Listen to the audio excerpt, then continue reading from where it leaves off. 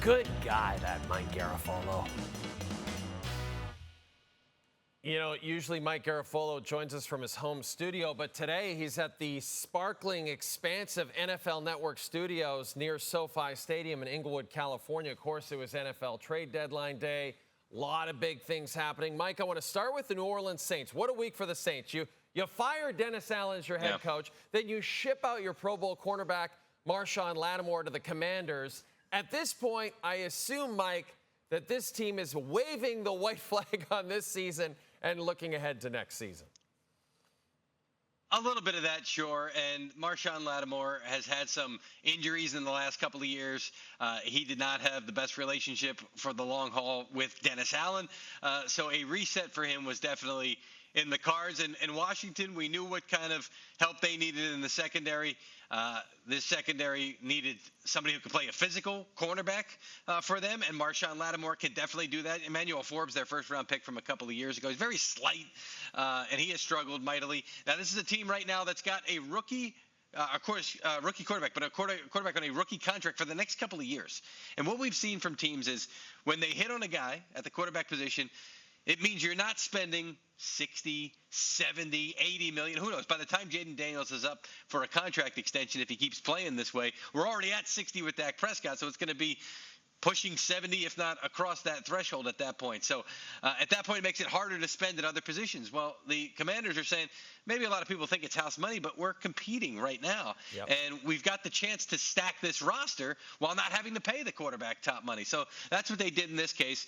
They gave up a third-round pick as part of a multi-pick exchange between the two teams. And the Saints saying, well, we're not seeing many day two picks the way that maybe we've seen in the past be traded. In fact, right now, all 32 teams still hold their first-round pick going into 2025. The first time we've seen that this late in the calendar since 2001.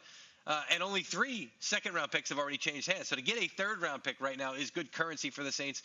Mickey Loomis, the general manager, just couldn't pass that up.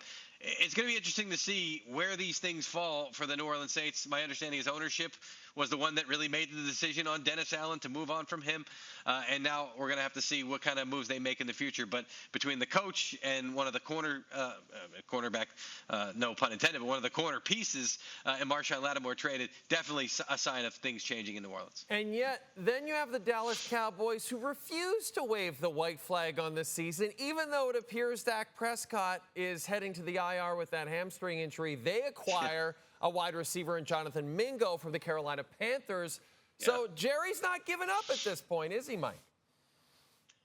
No, but most of the league thought he overpaid on this. And I don't know. I mean, perhaps they were bidding against themselves. And maybe if they tried to offer a 5th-round pick, there was somebody else who was competing. But I can't find that team right now. So for the Carolina Panthers to get back a 4th in return for a player who has not lived up to his drafting as a 2nd-round pick, quite the return right now. And now you've got Trey Lance and Jonathan Mingo, the Cowboys trading away 4th-round picks, which – you know, sometimes you struggle to find a player there, but sometimes you can hit in that round.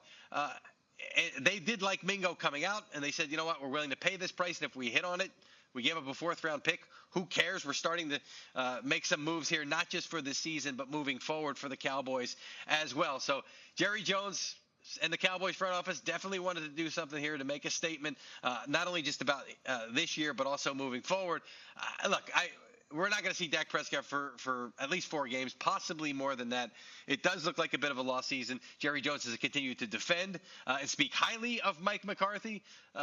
He is in the last year of his deal, though. So I do sense that changes are afoot in Dallas beyond this season. And I just don't know at this point how you resuscitate this season knowing Dak Prescott's going to be down again for at least 4 games. So you had the 4 o'clock deadline coming and going on Tuesday in the NFL. 8 moves were made, Mike. In your mind, in your opinion, who improved their roster the most on Tuesday?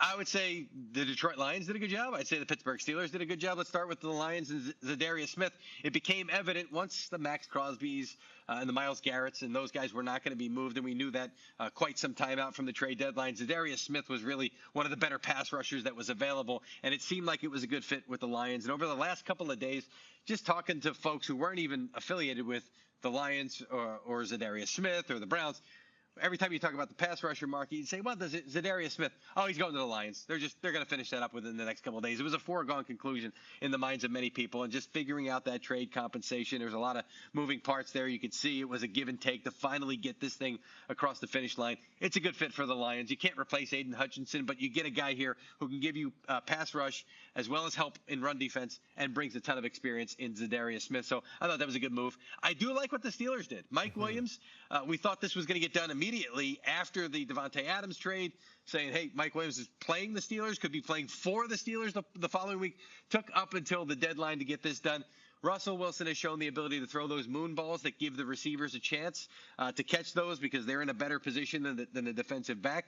When I spoke to Van Jefferson, one of the wide receivers there, he told me about that. So you get a guy who's good at one-on-one balls anyway in Mike Williams, and you add in the fact that Russell's throwing them really well right now. I thought that's really going to help their offense there. And then Preston Smith, to add him to a stable of pass rushers. It's T.J. Watt, it's Alex Highsmith, Nate Herbig as well coming back. Nick Herbig, Nate, his brother, being the offensive lineman. You got 4 good pass rushers there if everybody can stay healthy. And if they can't, then you've got at least 4 guys that you can work with and fill in the gaps when 1 or 2 wind up going down. So to get Preston Smith at that point, his snaps were dwindling in Green Bay. They wanted to get Lucas Van Ness in there more often. I thought that's a big help. And look, at some point, Jay, we got to stop talking about the Steelers like, oh, they overperformed. Yep. And Mike Tomlin's going to have another non-losing season, and start talking about them as a legitimate contender in the AFC. Mike, I know it's been a crazy long day for you. Are you all alone there, Mike? Is there anyone left for you to take a cab to Spago now? Because it's time for you to have dinner. Is there anyone here? Anyone? No. I guess I'll turn out the lights when I leave, Jay. Okay, perfect. We wouldn't trade you for anything, Mike. Thanks for this, buddy. What a guy. What a beauty. Hey, we're kicking off Week 10 of the National Football League with Bengals-Ravens this Thursday night. And, boy, this is going to be a fun one. Wow, Ravens favored by almost a touchdown in this one. After this game is over, and it begins at 7 Eastern with pregame coverage. Our show will follow. Luke Wilson will join me. We'll break down that game. We'll talk a little bit about the games coming up this weekend. SportsCenter with Jay Onrait follows every primetime NFL game this season.